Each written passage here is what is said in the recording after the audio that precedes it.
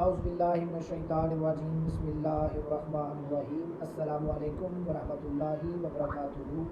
آپ کا host and دوست ڈاکٹر محمد طیب آپ کی خدمت میں حاضر ہے۔ آج ہم بات کریں گے دل کی تکلیف کارڈیک ڈیزیز ڈیورنگ پریگنینسی۔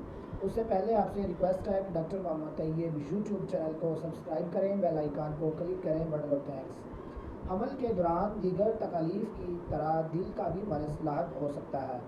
بعض عورتوں میں دیکھنے میں آیا ہے کہ ان کو سانس کی تنگی محسوس ہوتی ہے یا دل بوجھ کا احساس ہوتا ہے۔ اس کے ساتھ پاؤں پر سوجن آتی ہے، لیکن یہ عام طور پر حمل کے مسائل کی وجہ سے ہوتا ہے جو کہ ولادت کے بعد ختم ہو جاتا ہے۔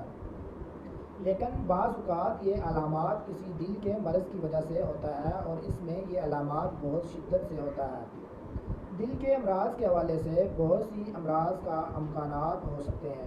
دل کی تکلیف سے ہارٹ اٹیک ہو سکتا ہے، مائوکارڈیل انفیکشن کی حالت پیدا ہو سکتی ہے، پیریکارڈائٹس کی تکلیف ہو سکتی ہے، اینڈوکارڈائٹس کی تکلیف ہو سکتی ہے، انجائنا پیکٹورس کی علامات ظاہر ہو سکتی ہے، دل کے بائیں حصے کے فیل ہونے کا حملہ ہو سکتا ہے۔ تو آج وجوہات دل کی امراض کا ذکر ہم کر رہے تھے، اوپر ہم دل کے امراض کا ذکر کر رہے تھے، ان کو الگ الگ وجوہات بیان کی جائیں تو تلویل فہرست بن سکتی ہے۔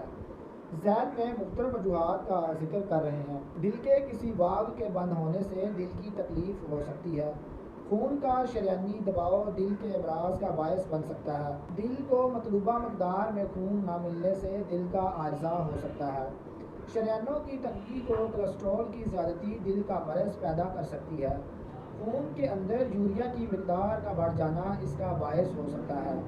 شدید مرچ مسالہ مرغ غذاؤں کا استعمال اس کا باعث ہو سکتا ہے۔ فشار خون سے دل کی تکلیف کا معاملہ ہو سکتا ہے۔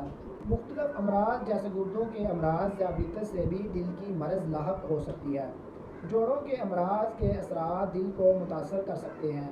آرام طلبی آسائش ورزش نہ کرنا اس کا باعث ہو سکتا ہے۔ غم، فکر، پریشانی، صدمے سے دل کا عارضہ ہو سکتا ہے۔ سگریٹ نوشی، پان، نسوار اس کا باعث ہو سکتے ہیں۔ شدید موٹاپا دل کے امراض پیدا کر سکتا ہے۔ کوئی شدید حادثاتی چوٹ اس کا باعث ہو سکتی ہے۔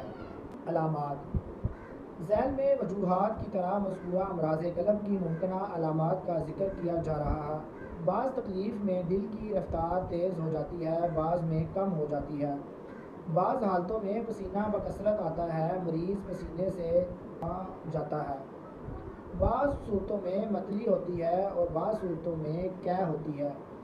سانس مشکل سے آتا ہے، شدید تنگی تنفس ہوتی ہے، دل کے والوز تنگ ہو جاتے ہیں یا متورم ہو جاتے ہیں، مریض کا رنگ تبدیل ہو جاتا ہے، عام طور پر زرد ہو جاتا ہے۔